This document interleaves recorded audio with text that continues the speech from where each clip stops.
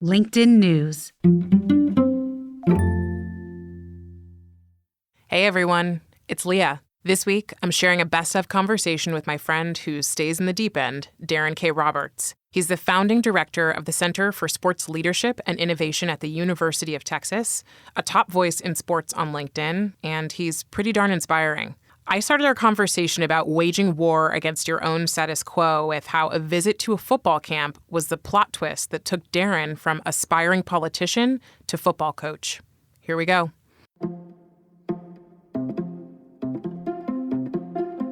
Hey everyone, I'm Leah Smart, and welcome to In the Arena, a LinkedIn self-development podcast. Our show explores the vulnerable aspects of the human experience to inspire transformation. Hey everyone, this week I sat down with Daron K. Roberts. He's a former NFL and college coach who serves as the founding director of the Center for Sports Leadership and Innovation at the University of Texas. And LinkedIn named Daron as the #1 top voice in sports in 2020. Now, Daron caught my attention because I was wondering, how does a Harvard Law School grad end up coaching football? You'll hear more about the how in the episode, so I won't spoil the fun. But Daron ended up serving coaching stints with the Kansas City Chiefs, the Detroit Lions, the West Virginia Mountaineers, and the Cleveland Browns. Through the center he founded, Roberts teaches a course called A Game Plan for Winning at Life. It is the most sought-after course at the school. His research and the context for the class revolve around issues of rejection, failure management, student-athlete financial literacy, and leadership. And his students learn by doing, so they get real-life assignments to face rejection, like going to Starbucks and asking for a free drink, or dealing with hardship by having a conversation with someone they care about that they know is going to be tough. He also teaches vulnerability, and ultimately, he is leading them to become the leaders of their own lives. Daron is seriously a wealth of knowledge and great metaphors, as you'll hear. We talked a lot about what it looks like to wage war against the status quo, one of my favorite Daronisms from the conversation, but also how we can all be creators and why that serves the greater good, and when we need to stop asking for permission and just start giving notification. His work is about waking up, embracing discomfort, and staying in the deep end just a little bit longer for the sake of what you want. Enjoy. Who did you want to be before the experts got involved?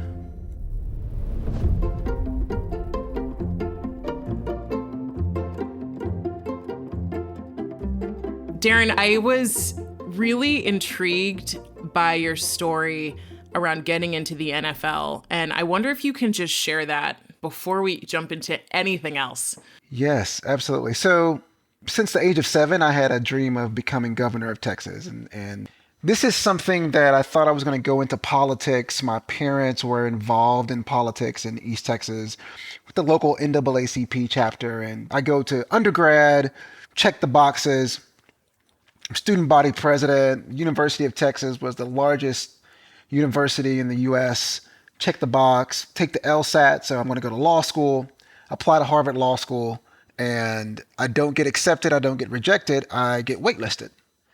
And, the letter said something to the effect of, and I'm paraphrasing, we like you. We unfortunately like so many more people more than we like you. And so unless all of those people turn us down, we may reach back out to you, but if you have any other options for law school, then we highly advise you to take them. So this is how you land on the wait list, right? I take a job with Senator Joe Lieberman for 2 years in DC. Don't want to be there, but I'm there during September the 11th, and I get this front row seat to governance that I could never have imagined or forecasted. And, one of the things we're going to be talking about is this nonlinear life. And what do you do when you walk into a cul-de-sac? Right? And I think one of the big takeaways for me is you glean and soak up as much as you can. And all of those lessons tend to add value and help you during the next part of your journey. So I go to the Kennedy School. I'm still reapplying to Harvard Law School. I get waitlisted 4 times, finally get in, start law school in 2004. I'm doing the law school thing, which is study, read, take exams, work at law firms during the summer. And my last summer of law school, one of my high school buddies whom I played football with, asked me to go to a football camp with him at the University of South Carolina. I go, the head coach asks for a volunteer, and I say yes. I didn't know what I was doing, didn't know anything about how to coach football. I had played in high school, didn't play in college, but I had the best 3 days of my life working with 66th graders at the University of South Carolina, figuring it out by watching YouTube videos of Deion Sanders and buying a whistle and a bucket hat and sunglasses. But I noticed it was the first time in my life that I did not have to set my alarm clock to get up. And this is something for folks listening. I think it's very rare that we sit with our emotions and we sit with the things that move us. We kind of notice it, but then we go on to the next calendar entry. And I really sat with that feeling of, I don't know what it is about coaching, but this is something I need to do sooner rather than later. I wrote a letter to every team in the NFL. There are 32 of them, received 31 rejections. Herm Edwards, Kansas City Chiefs, calls me on April the 13th, 2007 and says, don't know why you want to do this. Happened to read your letter. I've got a training camp internship for you. No pay, no benefits, 18-hour days, and you need to get here as soon as you graduate. So I said, sign me up. Graduate June 7th, 07.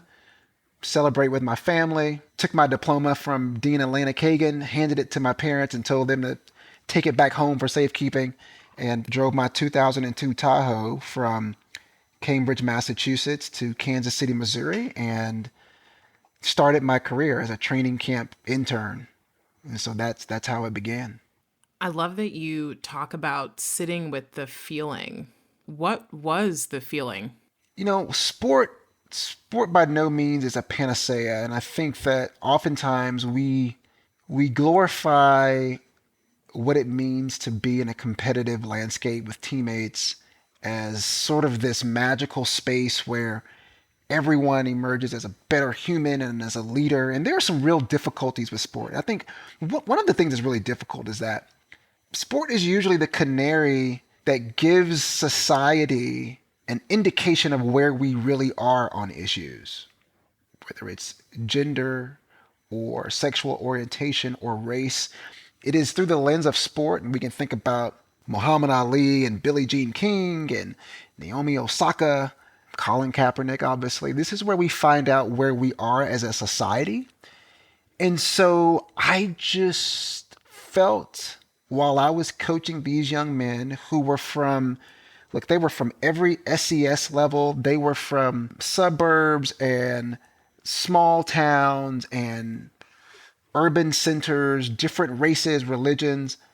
But there are these very brief moments, and I'm speaking in the football context, but there are these very brief moments on a football field where race, SES, where your parents shop for groceries, all of that flies out the window, and you have 11 guys trying to execute a play.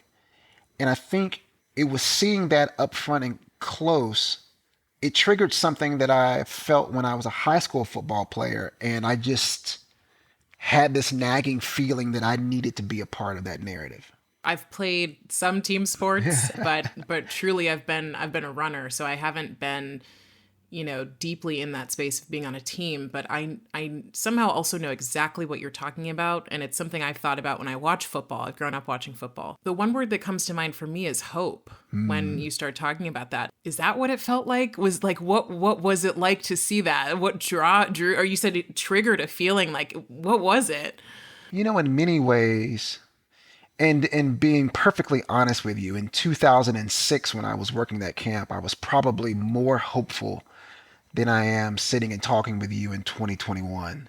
I think that it felt to me, whereas before I viewed my value add to society through the lens of public service. And if I'm honest, brutally honest, it really was from the position of a title. I'm going to be governor of Texas. I'm going to be a state senator from my home district, and that's my stepping stone to the governor's mansion, right? And so those were not altruistic reasons that I wanted to get into politics, but there was something very authentic and genuine and raw about the interactions that I both watched between football players and the ones that I was engendering with the young men that I was teaching and coaching. There are conversations, and this isn't during the confines of a 4-quarter game, but while you're on the sidelines or in the locker room or walking back to the dorms, like there are these settings in which I think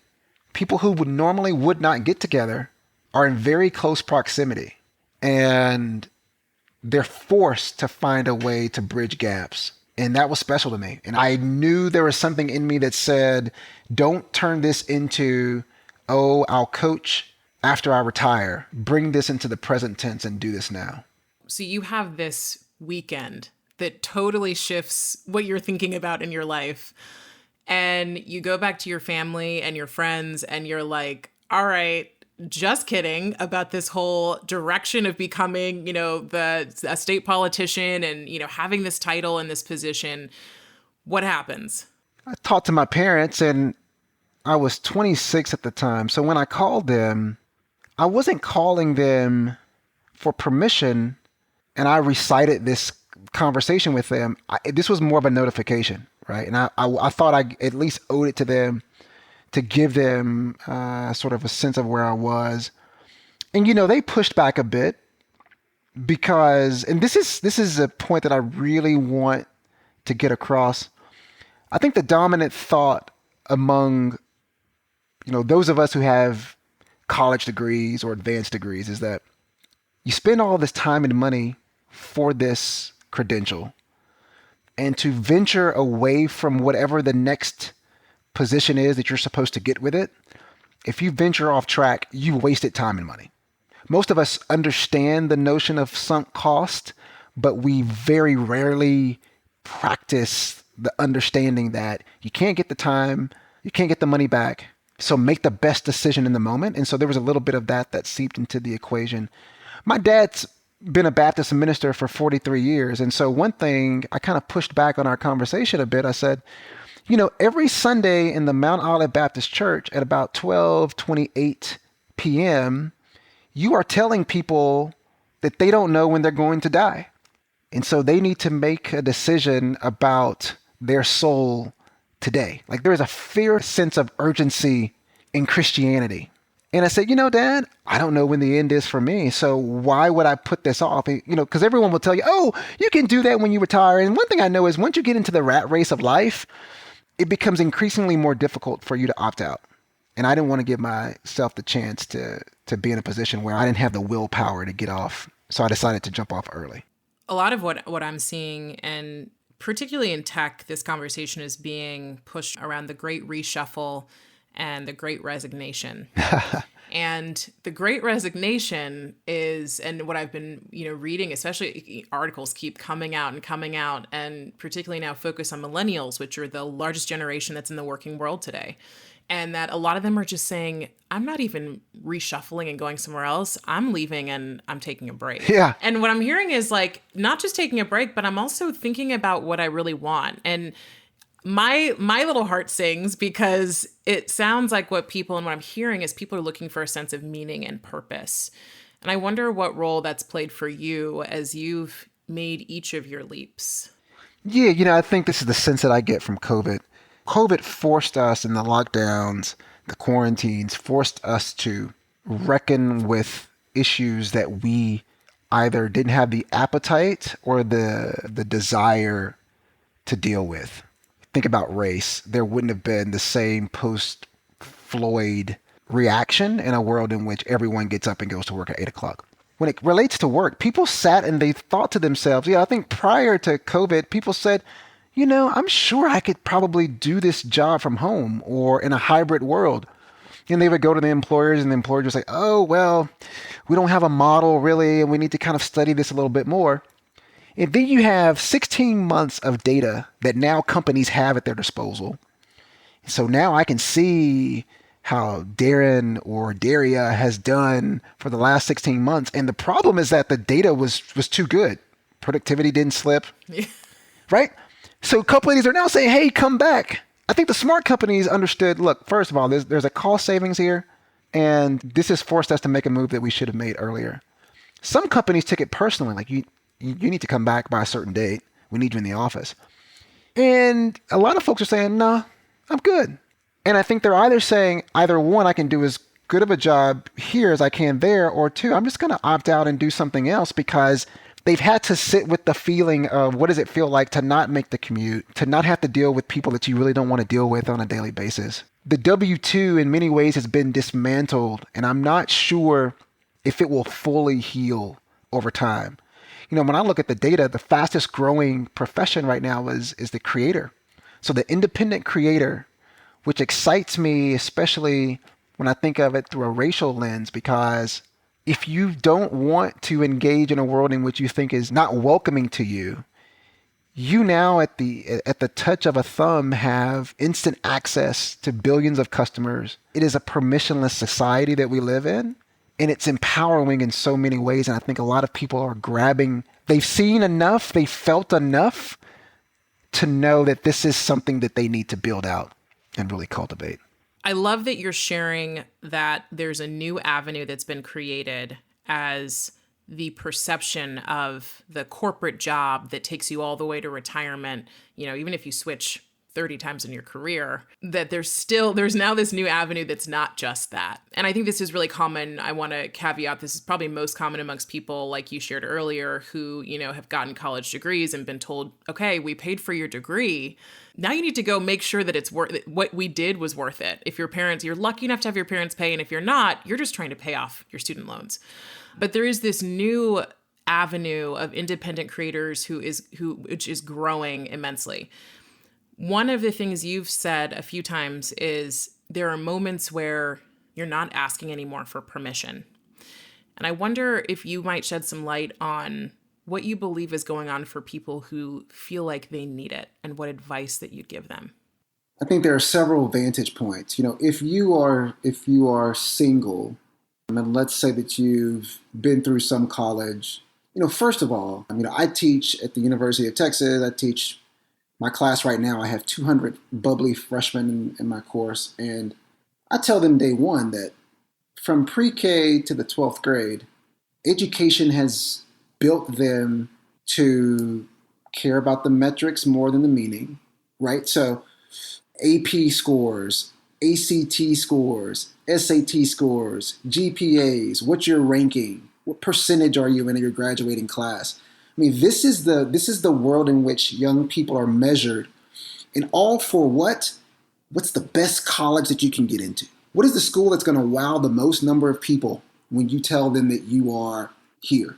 And then what happens? Well, you go to college and you pick a major, and then if you're the typical American, you run up so much debt such that you need to go to a place in which you can cover your debt service, which tends to be corporate America. And once you get to corporate America, OKRs and KPIs, it never ends. It never ends. So you've been primed for this. And really, I've always believed in this kind of collusive nature between corporate America and higher ed, such that this has to be the avenue. So if you are thinking about creating something, and listen, I think it's such a beautiful struggle for the person who is doing this thing, maybe on the side, maybe they're drawing or they're doing music. I have one of my students who does knitting for animals. She will make these custom made, we don't have any pets. Well, we have a hamster that I ignore here, but she doesn't make sweaters for hamsters. She doesn't make sweaters for hamsters, right? But I looked at her Shopify site and she showed me some receipts and she's generating close to 6 figures. And she's an engineering major. And she says to me, and this is the refrain that I've heard for 7 years of teaching, you know what, Professor Roberts, my parents sent me here to do X, but I really want to do Y. So the person who is the creator is really going through this struggle of the people around me, especially if they're older than I am, are on the 30-year pension 401k, retirement party, give you a clock that you're never going to use. They're in that mindset, and they can't fathom a world in which one can sit in their home and spend 10 hours on Twitch and generate X number of dollars, right? So there's this disconnect. And so it's difficult because we don't want to let people down. And I always say, at the end of the day, I am going to die with me. I went to a lot of funerals because my dad was a Baptist minister, and so he would take me with him. And I just was always struck by this real sense of mortality. And when it's over, like, you're done. Here's what I know. I would rather be the person who ventured into this creative life because I felt that I needed to, and found that it didn't work for me, and then ventured back into the typical track. I'd rather be that person than the one who sits on the conveyor belt and thinks and tries to make that next move but doesn't. That's the life I want to live. And I know it's difficult. And so I think for people who maybe have children or significant others, I mean, listen, mortgages and private school tuition and keeping up with the neighbors across the street who just got the latest Tesla. I mean, this whole consumption game also puts another layer of pressure because each layer provides a little less latitude to make a move from a numbers perspective. So I know the struggle is real. I very much resonate with that. In my own experience, I did that already. And then when I realized that I was putting, you talk about how higher ed and corporate America are sort of in line, right? Like just replace metrics with job title over meaning, right? Like, it's like that's where I was headed was, what titles can I get? How far can I go? And how much success can I have? And then went, wait a minute, none of this has any meaning. And so I had to let go of a lot of these things. A lot of these games I was playing around consumption, and it was really hard. But I will say I was happier in my couple years of really releasing that than I'd ever been in my, first 7 years in corporate America, just pushing for better and better titles and more money. Yeah, the longer you live on this planet, the one thing you start to realize is that titles make for very poor traveling companions. At every pivot, at every left turn, right turn, there's always this nagging feeling, well, if I can just get this position, if I could just become VP of marketing, if I could just become head coach, if I just become X, then all of my worries will go away. And as the great philosopher, the notorious B.I.G. said, more money, more problems. But seriously, and people say, oh, well, you can say that. And this works all the way up the economic ladder. With each rung, a different set of problems arrive. And I always say, listen, at least if I'm going to welcome more problems, I want to welcome them doing something that I love. That's right. If the problems are going to be, if those are a constant in the equation of life, you want them to be ones that you have helped to manufacture and are actually happy, right? The craft makes you happy. You've got me going, Lee. I'm going to say this too. We don't need as much as we think we need. Brene Brown says that the opposite of scarcity is not abundance, it's enough.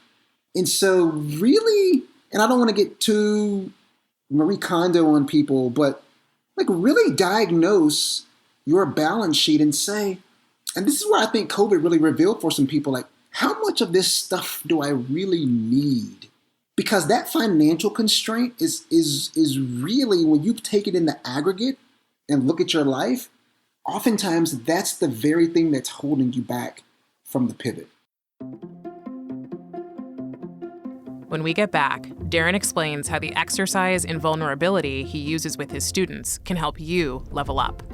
That's after break.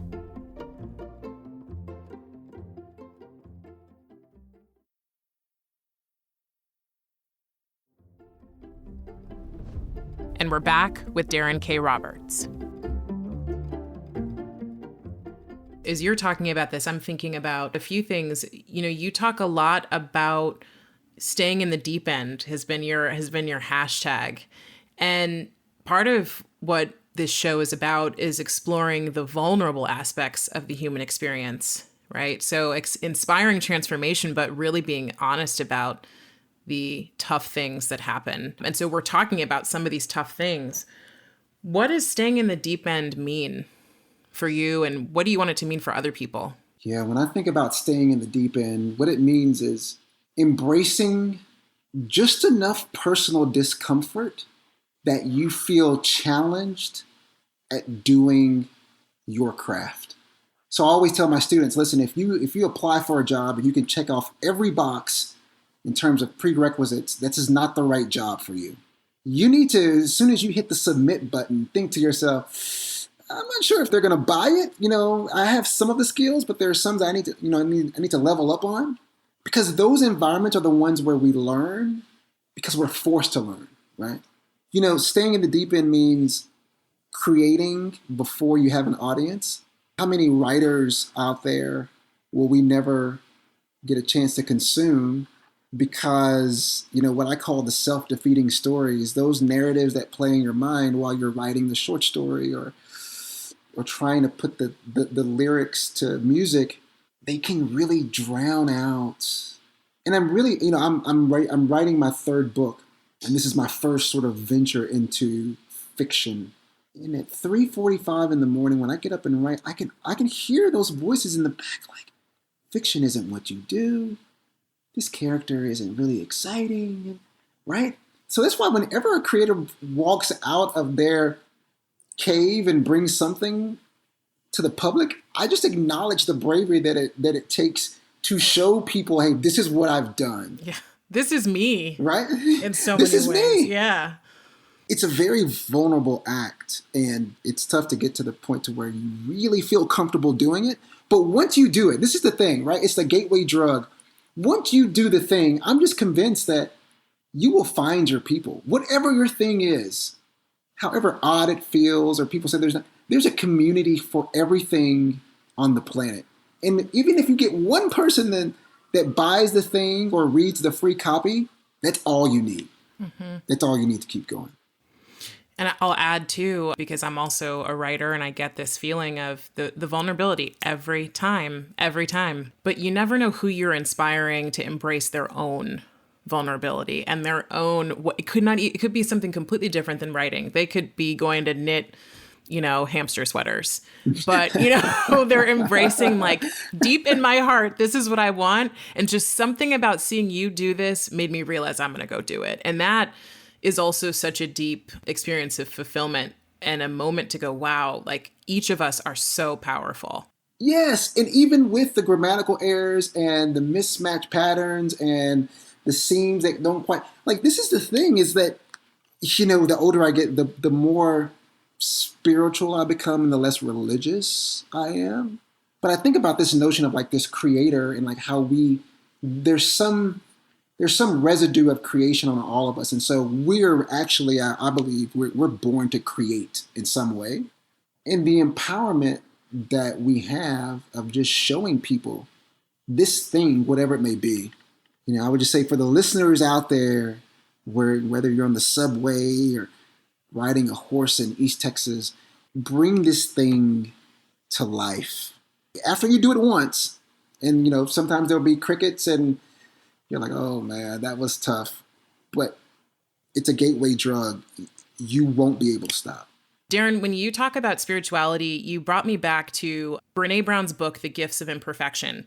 And when she wrote The Gifts, she had done a number of different, research kind of projects around how we embrace life in a really vulnerable way.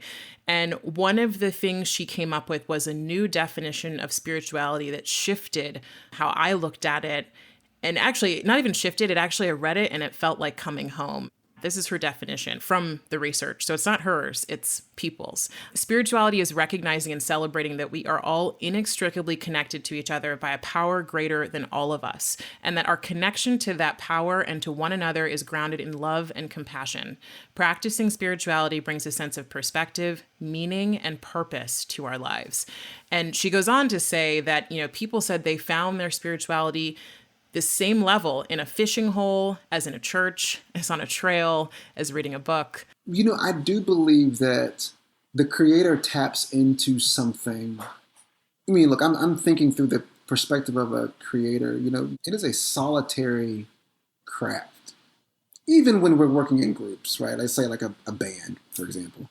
But it's a solitary craft to put something together that didn't exist 3 seconds ago. And it comes out of you, whether it's through your pen, keyboard, whatever it may be. And so tapping into that, but then also recognizing that by virtue of creation, you are manufacturing another tool with which humanity can connect with you. it bears the spirit of who you are. And we all crave connection, the arts, music. And this is why it has an eternal grip on people, because it's someone's residue. And I think oftentimes creators kind of it becomes a derisive term, like, oh, okay, so you're trying to be Gary Vee, or like pump out 25 posts a day and have a funnel that leads to XYZ. And I really wanted to take it back to a very raw form, like this making of something for the sake of making it, because you can't, I'm going to use a double negative that my 12th grade English teacher would not condone. You can't not make it. James McBride, one of my favorite authors, talks about how these characters just invade his body. Like they won't leave him alone until he puts them into the form of a book. And I think if we sit and listen and kind of take our emotional and our spiritual temperature more, we'll find that there are other things that want to get out. So you teach a course at UT called Game Plan for Winning at Life. What do we have to know about that course? I don't want to spoil it for your students or for people who are thinking about going to UT or can't wait to get into your class. But what do we have to know about that you and I haven't talked about already? When I returned to Austin in 2014, I'd just been fired from the Cleveland Browns, and I reached out and the dean said, hey, we'd love to have you come teach a course. I sat in my office and I asked myself, what are the things that I wish I had learned as an undergraduate that I didn't? And things like vulnerability and empathy, self-care, implicit bias, resilience, failure management, financial literacy. That was on my list. And I thought, man, this is a hodgepodge of stuff. But you know what? This is one of those times in my life where I'm not going to take someone else's template or syllabus.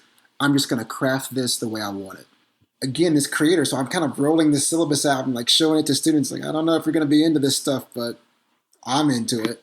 And now it's one of the most sought after classes at UT. And we have a waiting list every semester. I have 200 students. It was capped at 200. I'm giving you snaps. Oh, thank you. Yes, pray for me to whomever you subscribe. 200 freshmen. I love them all, but I'm definitely earning my paltry check as a lecturer. But we just dive deep into the research, but then each one of those concepts, we have a practice. So with rejection, I send them out into the world in pairs, and they have to ask for something. Ask for a free drink at Starbucks. Ask a stranger for $5. And their partner videotapes them, and then we watch it together, and we talk about the anxiety right before you make the ask, the eye contact.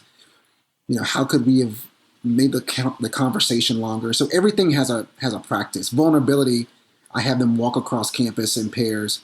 One of them is blindfolded, and they have to be led by the other, and then they switch roles. And we talk about what that feels like. I'd tell you this is the stuff that makes life go. One thing I found out, you can always find someone to build a spreadsheet. You can always find someone to run the numbers and do your taxes. Like, I think we get so quant and metric driven that we put such a primacy on those areas of study. But when you're having a breakdown at the age of 29 because you didn't get the promotion, those things they're not the bridge to the next part of your life. And so that's what I choose to spend my time focusing on. I love it. I mean, the fact that you have a wait list tells me people want it.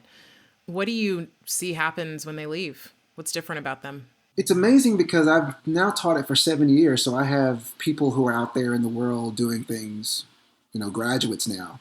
And I will get emails from students who said, hey, I just got my first rejection. I didn't get the promotion that I wanted, but I remembered the Kristen Neff article on self-compassion, and I'm going through the exercises. Or I had a student who was fortunate enough to make it to the pros, and he's in the NFL. And so one of the things that I do with some of the athletes in the course is I talk about having the difficult conversations now rather than later.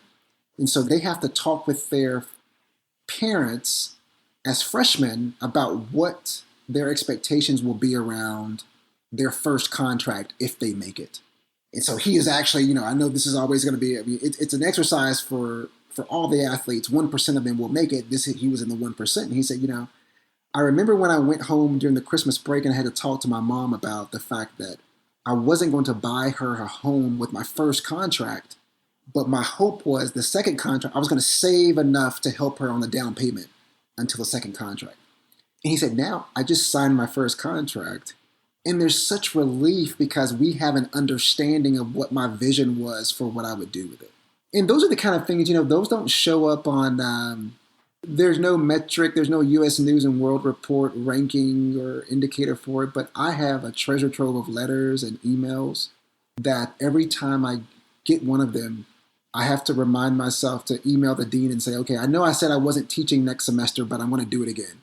They keep me going. Hats off to you and whatever other way I can say wow, because you actually are helping people become better humans with these things that we've called soft skills, but they're really, I call them human skills. Like these are just how we show up, like how we show up for our lives. And it's the stuff, if you're super fortunate, you might have an influential adult in your life somewhere when you're young that starts to teach you, but we all need serious reinforcement in that area. So, thank you for doing the work that you're doing because you're making better humans. That means so much. Thank you. All right, Daron. So finish these 3 statements. Better humans are. Better humans are authentic. Better work is. Crafted by the worker. And a better world has. More people who are willing to get it wrong. Thank you so much for joining us. This was incredible. Thank you so much for having me. Absolutely. That was Daron K. Roberts, founding director of the Center for Sports Leadership and Innovation at the University of Texas and top voice in sports. One big thing before we go. The deep end is not about living some crazy life that's not you. It's about envisioning who you really want to be and choosing to expand into that, taking up the space that you're meant to. So figure out what your deep end is today and take a swim. Don't forget to follow Daron on LinkedIn for more weekly inspiration. If today's episode made you feel inspired and even a little braver, leave us a rating before you go. And more helpful, write a quick review. It helps other listeners like you find this show and grow with our community. And you can always find me on LinkedIn writing about human potential and meaningful living. In the Arena is a production of LinkedIn News. This episode was produced by the amazing LinkedIn Media production team with help from Michelle O'Brien and Franz Bowen. Joe DeGiorgi mixed our show. Florencia Iriando is head of original audio and video. Dave Pond is head of news production. Dan Roth is the editor-in-chief of LinkedIn. And I'm Leah Smart. Thanks for coming on the journey with me, and I'll see you next week.